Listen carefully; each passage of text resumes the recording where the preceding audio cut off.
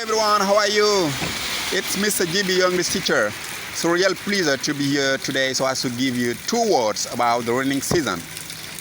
kon bu ko defee man nuyu yéen ñëpp ku ci nekk sa turam ak santam donc di rafetlu teewaat fii pour jox leen ñaari kàddu rek yoo leen mën a jëfandikoo buy taw.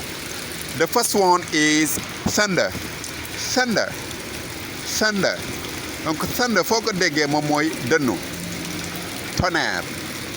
Wow, it's very noisy. The sky is thundering. Wow, bruit bi may gis moom bari na de asamaan saa ngi dënnu. And the other word is flood. Flood. Flood.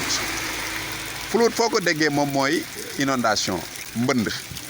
Wow, Thiès is flooding. When it's rain over here in Thiès, there are many floods. Donc bu tawee fi Thiès dafay bëri inondation day mbënd mi dafay bari. Wow, Thiès fu mu toll nii mu ngi mbënd. So thank you very much for attending this class. Don't forget to subscribe on our YouTube channel and to share this great video. Bu ko defee jox leen rendez-vous beneen yoon. Goodbye.